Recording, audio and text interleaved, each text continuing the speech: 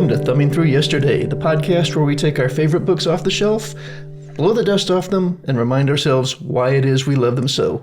My name's Tom Galley. Joining us today, we've got Tony Pasculi. Thank you. Happy to be here as always. And first ever, we've got a third guest. My friend and colleague, Eva Washburn, is here with us. Thank you for having me. And Eva has chosen for her favorite book today, The Adventures of Huckleberry Finn. Yes, thank you. So, our standard opening question here. What makes this a favorite book? Why is this something that you keep returning to? When I read this in college, I always thought it was very fun.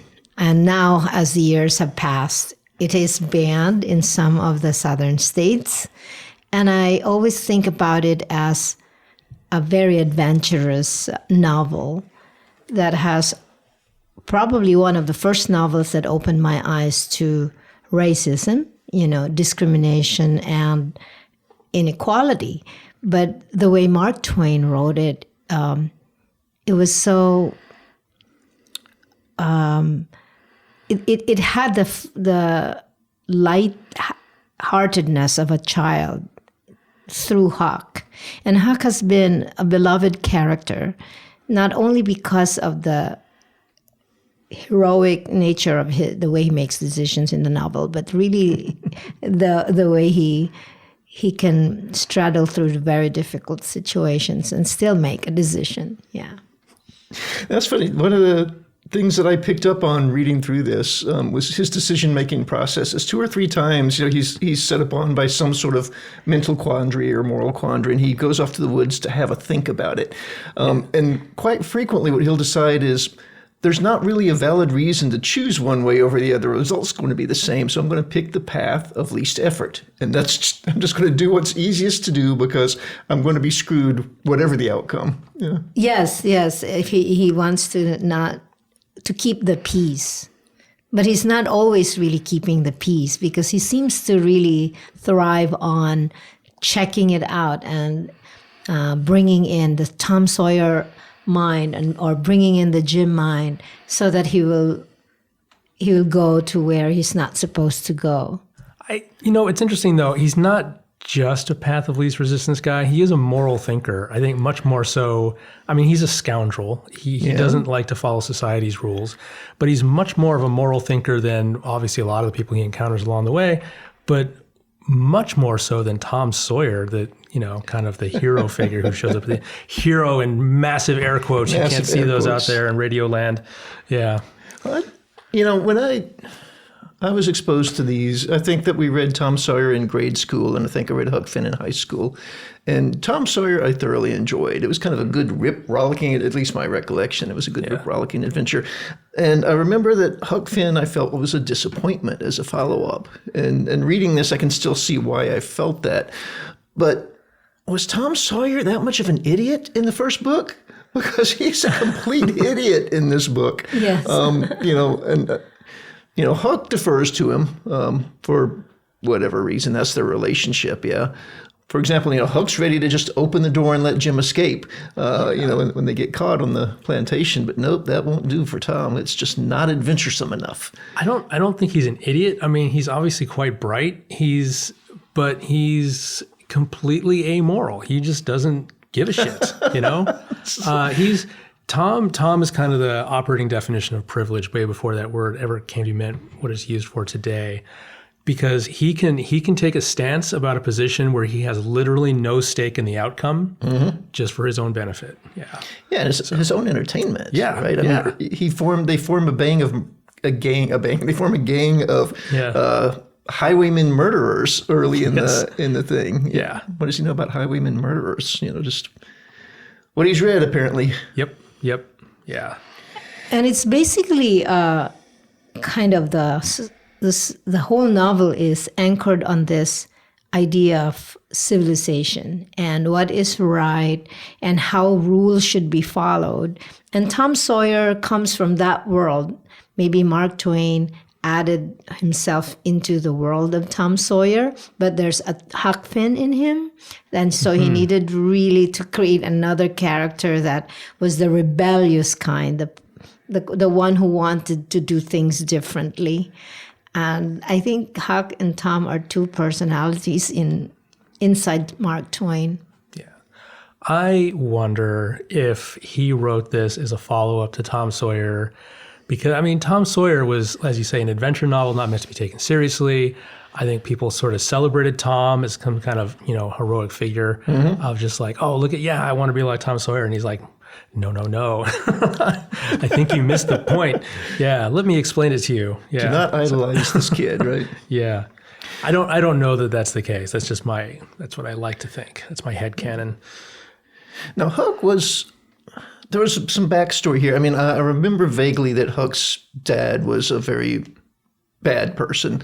But we get some quality time with Huck and his dad in that relationship. And it's a bizarre dichotomy. I mean, there are times when Huck's dad, when he's drinking in particular, is downright abusive physically, emotionally, psychologically. But there are times, he pulls Huck out of school, takes him off in the woods to live alone in this cabin. And there are times Huck's happy, right? Because they get to sleep outside when they want to. They get to fish and swim whenever they want to. They get to sleep whenever they want to.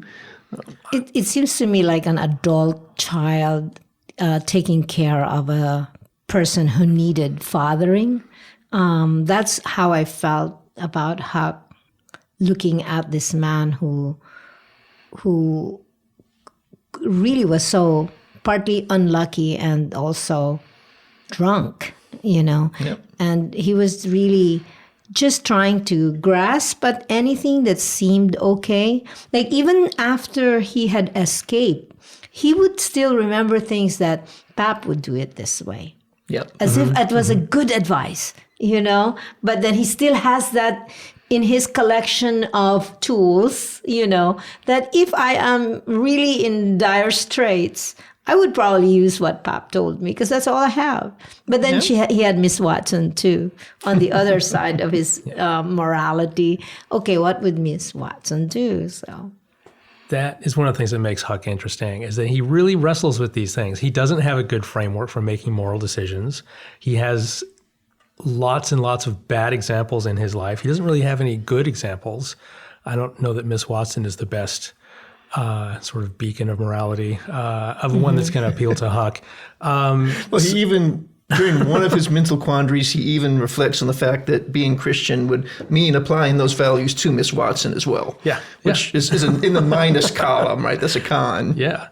But it makes them interesting because, I mean, I don't know, certainly when I was that age, still today, it's like, what is the right thing to do here? What is right? It's not obvious. People who think the right thing to do is always obvious are almost always wrong, in my opinion.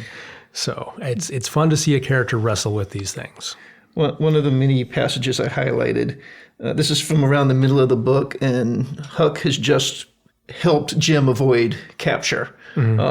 And he's feeling really bad about it. But then he's asking himself, well, what if I had let Jim get captured, if that was the right thing to do? And again, he would feel really bad about it. Well, then, says I, what's the use of you learning to do the right thing when it's troublesome to do right and ain't no trouble to do wrong, and the wages is just the same? Yeah, I remember that too. It's a great quote. It's just so pragmatic. It's like, I can't win, so I'm not going to put the effort into not winning. Yeah. Yeah, because I think in the court of law, for instance, when judges make decisions about who wins a case or who doesn't, the motivations of each side, I don't think ever really started in an evil way.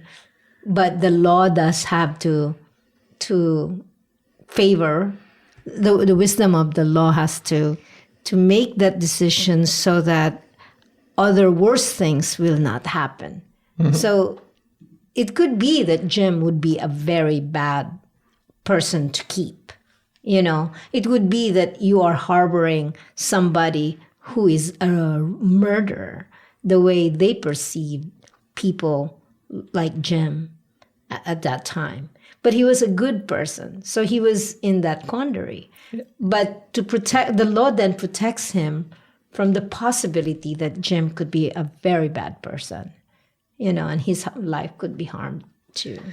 Well, I thought it was a little interesting.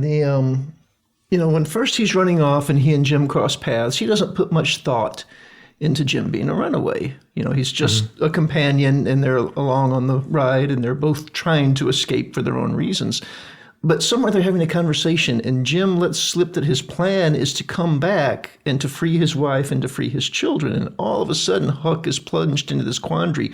Oh my God, his plan is to come back and steal property from these other people that I do know and do like. And now what do I do, right? If I return Jim, which is the right thing to do, I'm going to feel awful because he's a friend of mine. But if I don't return Jim and Jim goes and steals, I could stop him from stealing property. And this is the mindset, from stealing property from people I care about. The legal thing to do, not the right thing to do, the legal thing to do. Yeah, and that's one of the things he has to wrestle with is one of the frameworks that he can measure his actions against is the law. He's usually someone who operates outside the law, but when that's going to affect friends of his, then the law sort of comes into question, and he decides against it. Yeah, so he does end up deciding against it, but his reasons for doing so are not the ones we would hope, right? I guess at the end, the action is what's important, and that his action is he continues to aid Jim and try to keep him from being recaptured. I would like to also touch on the visual descriptions of Mark Twain of the river, and just that entire journey of watching the world from the raft was very captivating to me as I was reading it. It sounds again. idyllic, doesn't it? Just lazily floating, drifting down the river, fishing and swimming and napping at your leisure, tying up whenever you wanted to. Yeah, it brings you to that metaphor where, how they say, be like water. I don't know if this is really true that Bruce Lee said this, but Bruce Lee did say something on TV about be like water, and that wherever the water level is, then be like that level, so that you're always like not against it. But it seems to me that the water levels here was also important when they began to understand the precariousness of their journey. But then at the same time, it was also peaceful. And yet they were always moving. They were not stuck. So because this journey is towards freedom, I just thought that sometimes we feel that we need to land somewhere in order for us to feel like we're living. But these people in this journey are living every minute of it, but not attached and yet going somewhere. Yep. So I wonder if the Mark Twain, who was who worked for steamboats, right, in his early life, really enjoyed being on the water. I can't imagine that he didn't. I don't see how you could write something like this without it being a genuine love. It is. And some of that, as I recall, it's been a while, some of that is in Tom Sawyer as well. Yeah. Yeah, I think that Mark Twain envies Huck a bit in that he can live this carefree lifestyle where he has no attachments. It's very Buddhist. But I don't think he was capable of doing that. I don't think you can be a writer and do that. Well, you've got Thoreau, right? Borrow an axe, and that's it. Yeah, Thoreau. I haven't read Thoreau, but as I understand it, he wasn't that far outside of town. No, and in fact, he came back to town when he was done to write the account. He lived very well, Mark Twain, after he left that job as a... He was a really popular, public entertainer and author of the time. Yeah, and I visited his house. He has a house in Connecticut that's like a boat, built like a ship, like a steamboat. And it's very beautiful, very grand. And in his bedroom, he built another door that will allow him to be not heard by his wife when he begins to just get angry with her, So he goes through the door and swears and shouts and yells. That's fantastic. It just brings me back to he has two brains where he's this very civilized writer who has read so much about what is proper versus the wild part of her that was in that river that still wants to be wild and free and not have to follow rules. So how did he end up in Connecticut? I know. That's a long way from home. It is a long way from home. That's Yankee land. Yep. I don't know. I didn't study that much about, Oh, me neither. I mean, it's common knowledge. He worked on riverboats, and that's where he picked up his moniker. Yeah, but beyond that, we jumped to he's in Connecticut. I don't know. Speaking of Connecticut, though, so we talked about this book being a follow-up to Tom Sawyer, and how it's sort of disappointing in that context because Tom Sawyer is one thing, and this is something very, very different. And in fact, the book this reminds me of much more than Tom Sawyer is A Connecticut Yankee in King Arthur's Court.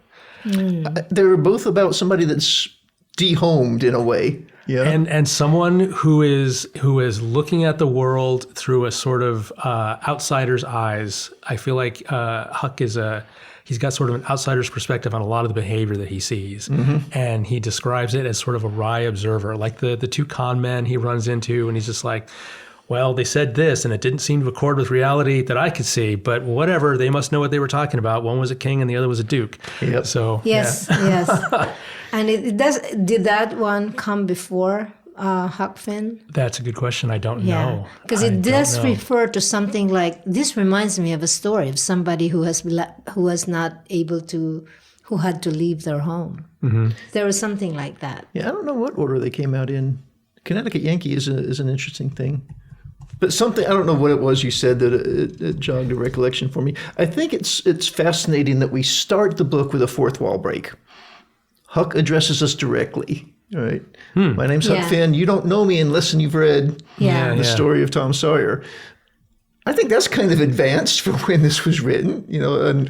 A fictional, either this is a fictional character acknowledging his fictionality, right? Or this is being treated as a journal of somebody that actually was around.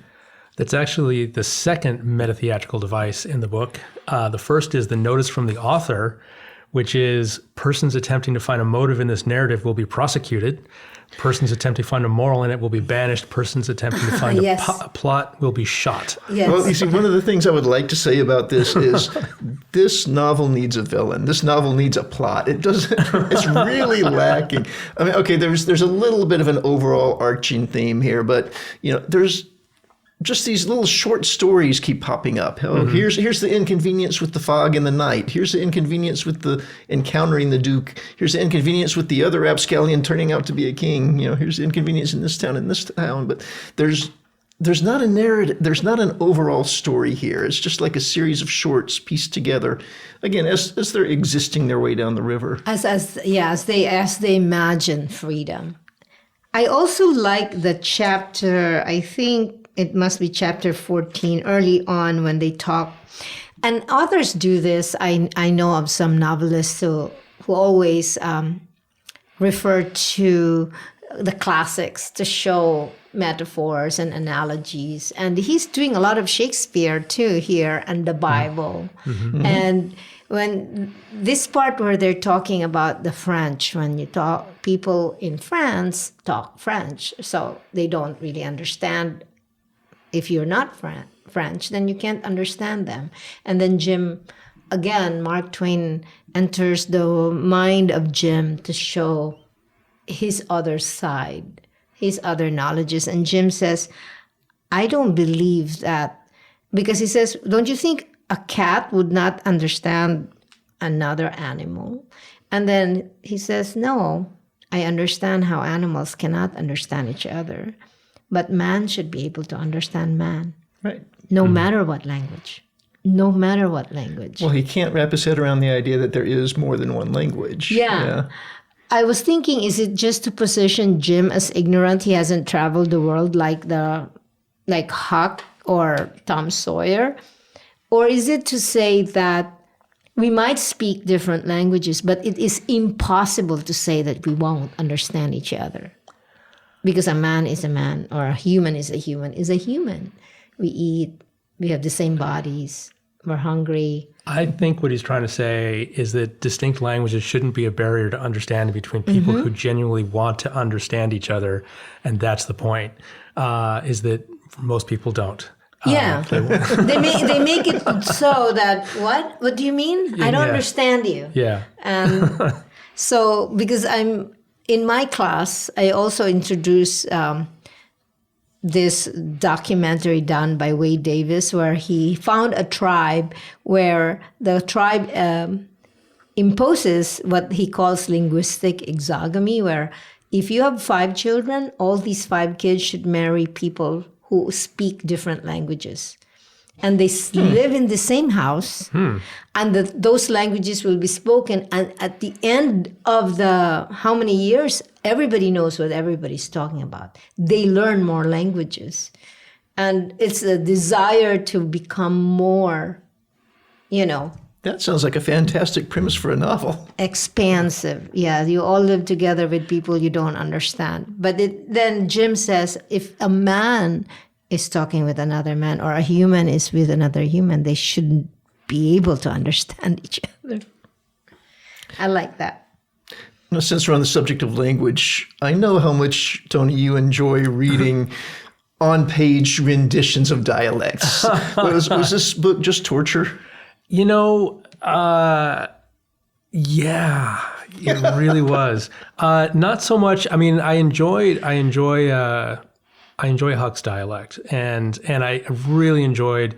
I mean, he conjured up a bunch of distinct voices, and I give him a lot of credit for accuracy.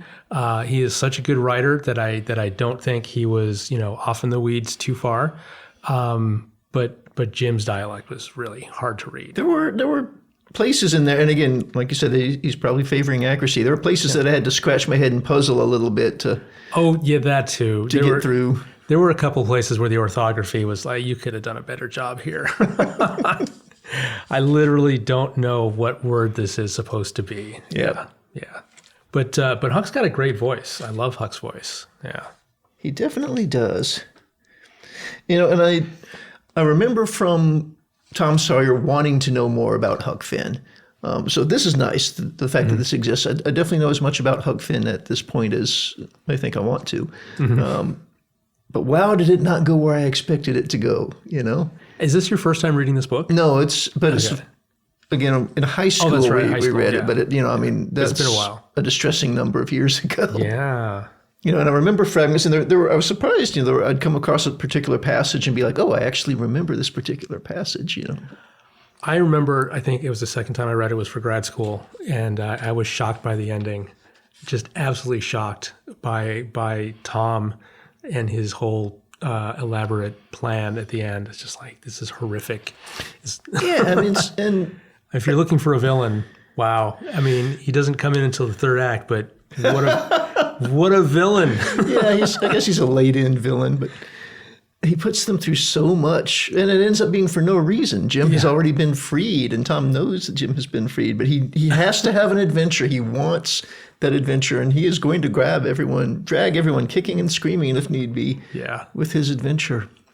But from the point of view of the writer, not making Tom a real person, just the writer's plans. I think he really wanted to show us the difficulty of these two people who are disadvantaged in this society to get any way out of it except by the hand of the society itself. Mm-hmm. The will that allows him to be free. It's like there's no way out because you're cheering them on. But then imagine that to be, okay, all slaves will just have to kill people and then escape. That's the way we'll do this. That's the way the world should do this. But instead, Mark Twain completes it or ends it by saying, you'll be captured and then you will be freed by a will. Mm-hmm. So it almost feels like the whole journey on that river was not for any... is useless. It's almost irrelevant. It's almost irrelevant, but it is because it is so tough for them to really, in spite of their wits, they're still part of a society that is more powerful than them. I think the river journey is important for two things. And one is it humanizes Jim for us. He's not just an object of dispute in this sort of battle that's going on at the end. And the other is it helps us develop an affinity for Huck and the lens through which he's seeing this final conflict. And that final thing really highlights for me how untenable that situation is, where you can be owned by another human being and depend on the goodwill of people who are, discussing your interests, and what side they're going to happen to land on depend on what weird shit's going on in their head. Oh, they could have been shot. It still happens today, though. Yeah. So it's just, yeah. Yeah, I mean, clearly without the river journey, there's no book, right? Yeah. But, the end that they arrive at would have been the same if they had never left. It would be the same for the characters. It wouldn't be the same for us. Exactly. Yes. Yeah. Well, I say that, but then Huck actually does escape his dad, which wouldn't have happened had he not been around. There's one thing, too, that was interesting. Remember that chapter where he stays in that family's house of the young woman who died and had some paintings left on the wall, where he stays there for a while. Because he was he wanted to know if they were near Cairo already, of where they were. And he ended up being taken into this family. They fed him. He became friends with the son whose name was Buck, who later died because there was a feud thing between families. And the paintings of that young woman who died was very eerie because it showed a lot of pain. And in fact, there were drafts of the painting of whether or not she was going to hold her hand out onto the bridge or hold it up to the heavens, and then they kept it that way. And then he walked around this house and talked about the pottery, the poetry, the beautiful curtains and all of that. And then you would think at that point, while I was reading it, I would think, okay, will Huck fall in love with this formal, white, privileged life again and say, why am I doing what I'm doing when I can live this life too? I might be able to live this life. But then he actually ends it by saying, I don't care about any of this. Yeah. I don't care about any of this. He genuinely wants to be able to sleep on his back in the woods. He genuinely wants to have no structure, to fish when he's hungry, to swim when he's hot, to sleep when he's tired, wherever he happens to be. Yeah. I see that as Mark Twain, because he was really dressed he described in one scene where he's wearing this white linen pants and mahogany cane and broad Panama hats. You can see Mark Twain in all his pictures. He looks like that. And he describes a guy that way, this father that Huckman meets. And I'm just thinking, Mark Twain must miss his life on the river. Where now that he is wealthy and has everything and can buy all of these clothes. Well, he certainly romanticizes it, yeah. Yeah. So how many times have you read this book? I'm curious. 3 times, I think. 3 times? Oh, Yeah. okay. But I actually listened to the audio for the last chapters of this. That counts. That counts. Yeah, that counts. Yeah. So this isn't actually related to anything. This is just one of the notes that I remember. This is a passage I remember bothering me when we read this in high school.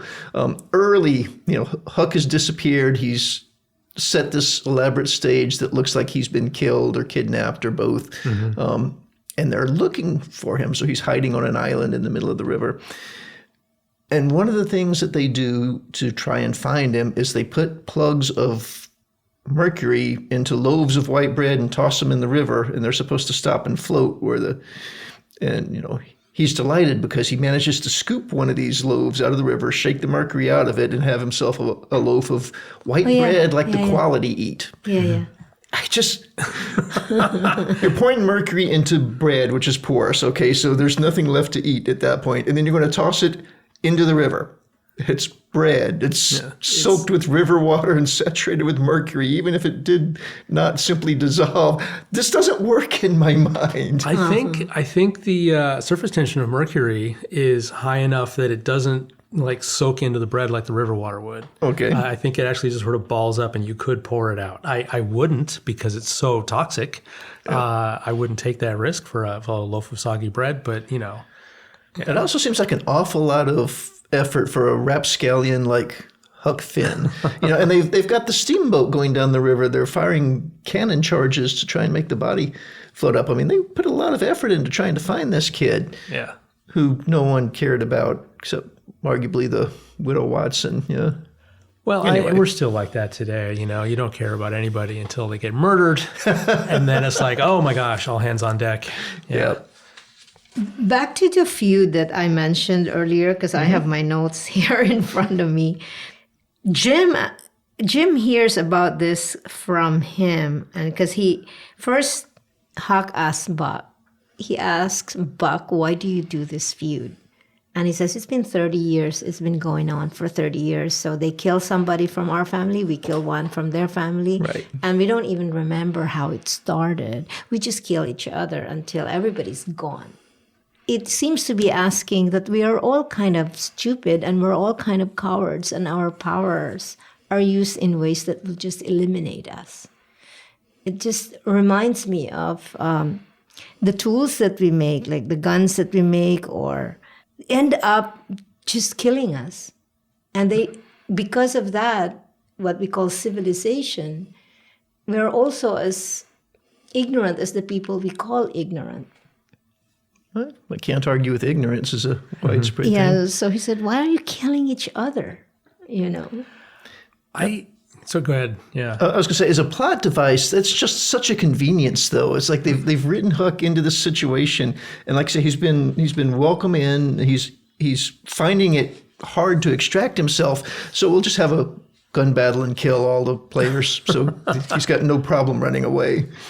What struck me about the whole blood feud thing was how much everybody on both sides seemed to enjoy it. And there's a sort of, and that's sort of an echo of Tom Sawyer enjoying the escape plan at the end, except these people are actually dealing with real consequences. I mean, Tom's stuff is all pretend and this stuff is all real. But the enthusiasm for this level of violence is the same. And I kind of wanted Tom to catch up with Huck when this was happening. Yeah. Yeah, it's like But you talk about it being real, and this is one of the things that I remember differently about Tom Sawyer. I mean, Tom Sawyer, there was an actual villain. Oh yeah, right, and there was there was buried treasure, there was threat of life and limb. Yeah. There were actual consequences, and Tom Sawyer's flights of fancy didn't really enter into it nearly as much. Here is a very different story. Yeah. Yeah. It almost makes me feel that being on the river. Mark Twain designed this character to see that life is just as difficult as, if you're on land and if you're on the water. Almost taking the water as a much more preferred place because you're moving and not being attached to the situations that you're looking at. But everybody is kind of a prisoner along the way. As you are trying to think of yourself as a prisoner, Huck, look at this life. That woman had to escape and marry, and you helped her. Look at this life, look at this life, look at this life. Well, that's really nice, actually. I like that. He's getting snapshots of other whatever prisons you say, but these little confinements. But in a way, the fact that he's an outsider is its own entanglement, right? Because his efforts not to kill the other clan, his efforts not to get married or to avoid getting married or to earn the riches, but his effort is to not get caught, right? And despite living on the river, he keeps getting pulled into these other things. The king and the duke. I didn't care for those characters at all. I can't imagine them living more than one day in a town without, being what ultimately happens to them tarred and feathered. Yeah. They're so transparent and so hokey. I can't believe that any culture of people, any group of people would be blind enough to be taken in by these people. And yet we see it happen over and over and over again as they work their way down the river. I mean, this is a day and age without, not only without internet, without radio, without television, without, fast mail. So as long as they can stay ahead of the news, which is not that hard to do when you're on the river. Yeah. Do you think during that time there was still really a huge deal about who has a royal title that's probably arriving to America?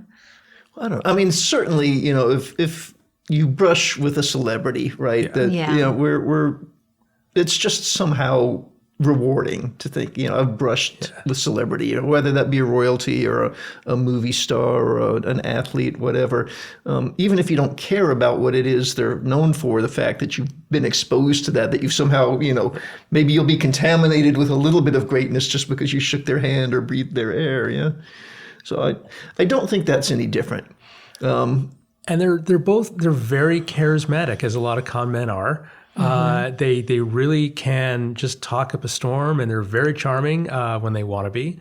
And it, even today, when we do have the benefits of radio, TV, and internet, people get conned all the time. Okay, this is in fact true. Yeah, and I have the same questions about that.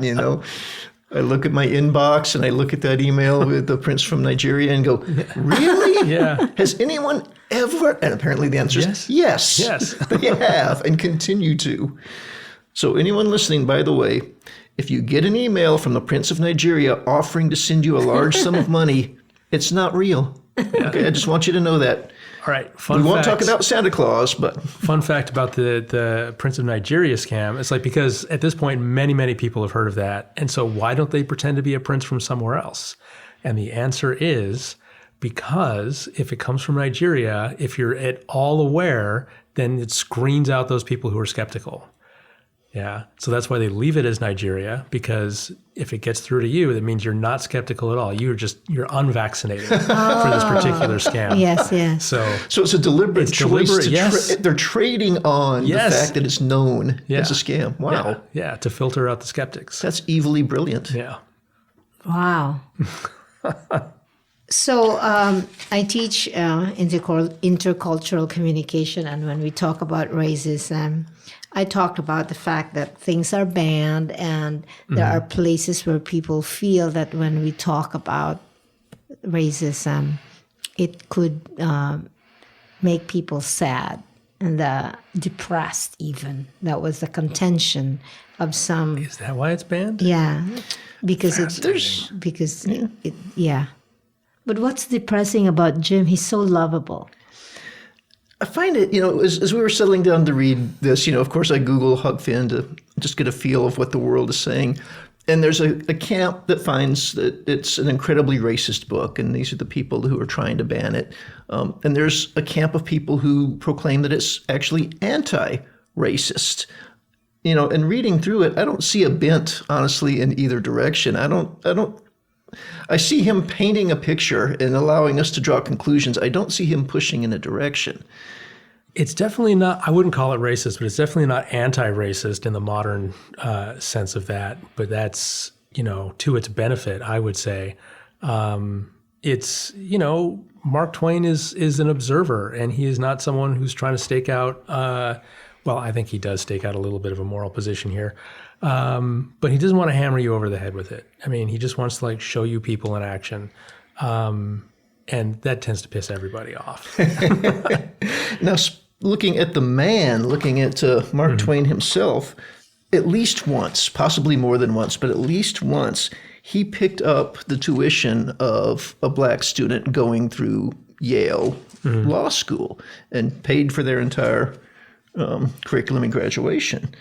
Definitely it happened once. Some stories say it happened several times, but I've only found authentication for one. But in the letter that he writes to the dean of the law school, he says, "I do not believe I would very cheerfully help a white student who would ask benevolence of a stranger. But I do not feel so about the other color. We have ground the manhood out of them, and the shame is ours, not theirs, and we should pay for it." That is definitely not the sentiment of a racist man. Yeah. Oh, Mark Twain, of course, I visited his tree that he planted in the Big Island. I do not know about this. Yeah, when he arrived here, I think in the 1930s. And he also has a drawing of how Honolulu looked like before Waikiki was born. And he observed that there were so many cats and all of that. But he was one of those who really fought against the annexation of Hawaii. And when the U.S. also bought the Philippines, he was also one of those who stood up to Congress and said, these are not savages. We cannot rule over their country. And the extent of how he went to places just to see that slavery will stop or shouldn't happen is amazing. Good for him. Yes. Yeah. Good for us.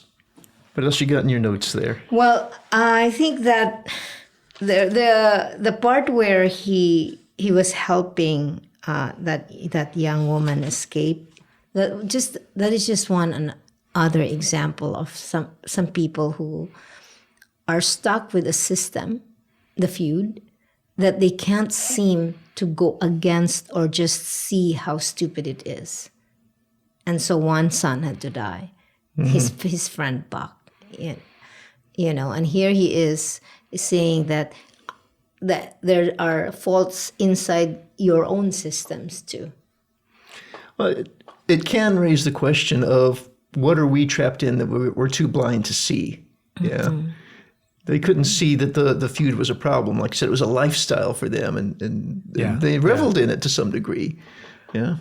But it's also hard, I'm sure, for a slave to even think to themselves that they will escape. Yeah. It certainly was not. It happened to Jim, right? He found himself with an opportunity and decided to run, but it's not something he had planned or consciously thought about before the moment that the opportunity was there. Did you say it happened to him without him planning to do it? Yeah. When Jim didn't lay awake at night thinking, how am I going to escape? How am I going to get out of here? He lived his life, and he was a slave of some respect, both among the other slaves in their community with his magical powers of divination and dream interpretation, and then also, amongst the owners, they regarded him as a good servant. He just happened to find himself in a spot where it was just as easy to walk left as it was right, and then he decided at that moment to go, but again, it's not something he ever set out to do, and if that opportunity never came along, it probably isn't something that would have troubled him, which I think is heartbreakingly sad. You said something before. You said, Tom, that I'm paraphrasing a bit, that Huck Finn is an invitation to look at these people's behaviors and not so much to look at them through Huck's eyes and through our modern eyes and go, ha ha, these fools, but to go, oh, look at these people who don't realize that they're fools, that are trapped in these systems that they don't understand. That is an invitation for us to question our own lives and our own systems. So I think that was just a great observation, and I think that's exactly what he's trying to do with this book. Yeah. It really is. Yeah. I mean, I am questioning my own trapped life right now.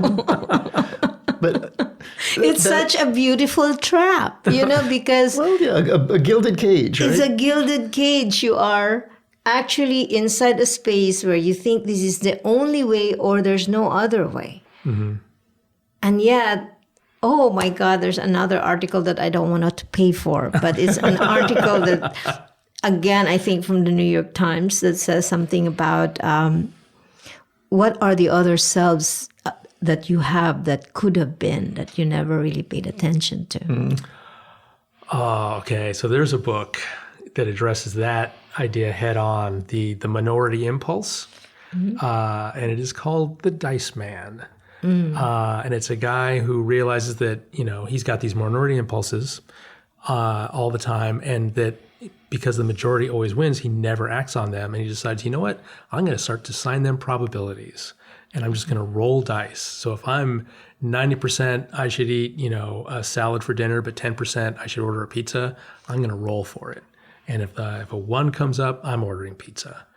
And he decides to He live goes against what rolls. No, he goes with what it rolls. Oh, okay. So he assigns, 9 possibilities, the numbers 2 through 10 to to doing the sensible thing they would normally do, and the number 1 to that 10% minority impulse. But if it comes up on the die, he doesn't just outvote it. He goes, well, probability says, and I should do this.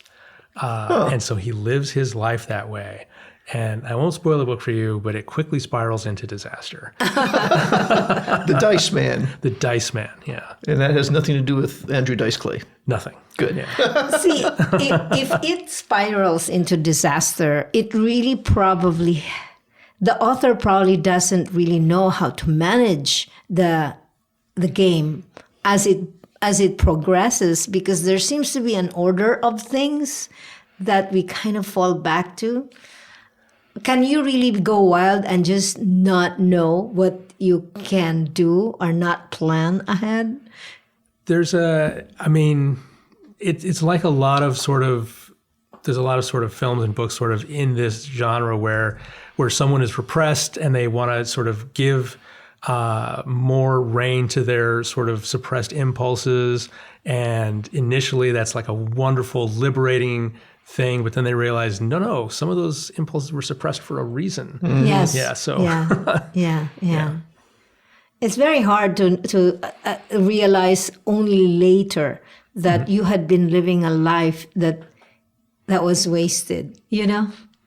That you could have. That it can be wasted. I mean, whatever path you take, whatever river you're floating down, it's the one that got you to where you are. Yeah. Yes. Right. So.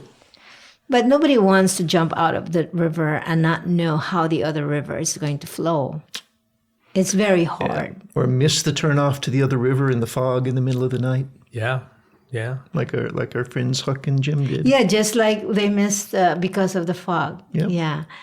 And I thought there will be more of that later on, but the ending is a little weak for me because it reverts back to the system. And maybe that's how he intended it to be. The system ends up exonerating both Huck and Jim, but had the system not, done that, what would have become of them? Right. And the answer is nothing good. Yeah. It goes back to the rule that you're only free if you follow the rules. Mm-hmm. Yeah.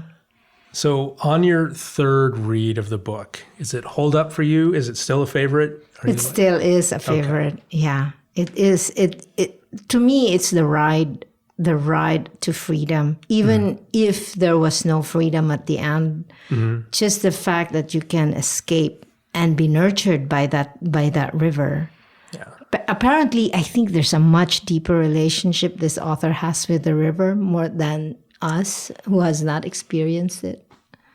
I saw the Mississippi River for the first time in my life this summer, and it was just like, and it's, the place where I happened to see it is just a wide body of water with a bridge over it.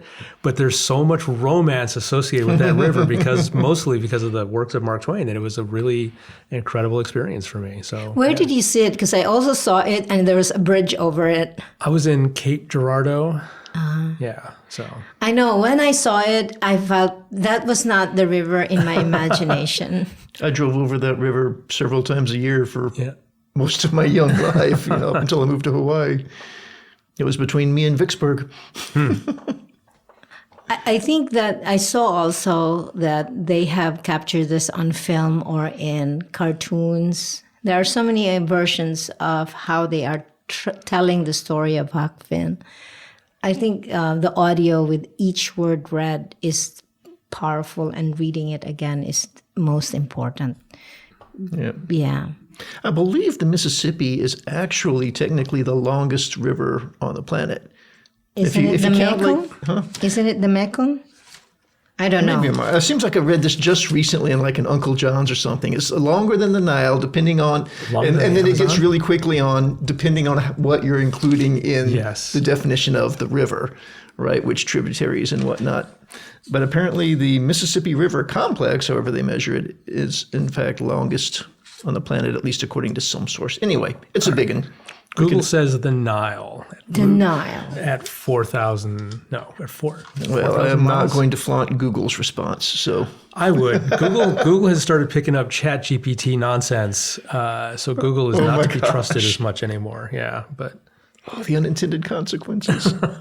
I still hope that having this discussion or bringing Huck Finn up again brings up the wild side of our lives, the unsure but brave and courageous side to take care of things that might be, like you said, you're a conundrum. You are in the middle of two moralities, but we're still able to experience things like that in our life, because sometimes we are so much in a gilded cage where things are almost robotic and we kind of don't risk anymore. And we don't have places to risk things anymore. I have spent a long time getting my cage comfortable in just the way I want it. I know what you mean. I know exactly what you mean. Well, I guess, and I really do want to thank you, because honestly, if you hadn't chosen Huck Finn, I've got no idea if I ever would have picked that book up again. I mean, hopefully I've got decades yet ahead of it, and I might have gotten curious, but it's certainly not something that ever crossed my mind as something that's like, ooh, let me go read that again, So. Yeah, it's a good read. I can enjoy the fact that I revisited it. Yes, absolutely. I don't see how this can possibly be contender for the Great American Novel. I don't contend that, but I quote it. The internet says so. Yeah. I still think the whimsical energy of a 13-year-old who is also in between, an adolescent, between adulthood and being a child, fearless child. Is he that young? Is he 13? Yeah, he says pretty young. about 13, 14. It's just the most amazing time, when he can really, you're fearless. You think you won't die. And so you can dare to protect anything. Yeah. And that's what they say. That's the blood in our veins around that time is very strong. I feel like 13 is like 25 in today's years. Well, he's a very mature 13-year-old, but I mean, again, look at the life he led getting to be 13. It's not surprising. Exactly. He's very independent. To think on his feet, to argue when he can, and to create a scenario that would save him and others.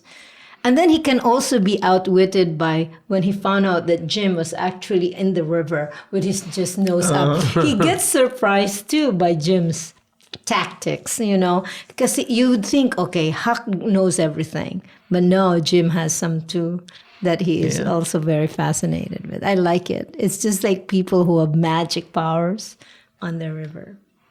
Yeah, well, Jim had magic powers. He would tell you so. Yep. All right. Well, any last thoughts on Huck Finn? That's all I've got. Thank you so much for this time to have this conversation and record it. Yeah. Well, thank you for suggesting this book. You're welcome. So what have we got coming up next, Tony? Next, we have a favorite of mine, The Great Brain, who has sort of more in common with Tom Sawyer, I think, than Huck Finn. Not something I'm familiar with. Certainly looking forward to it. All right. See you in 2 weeks. See you in 2 weeks.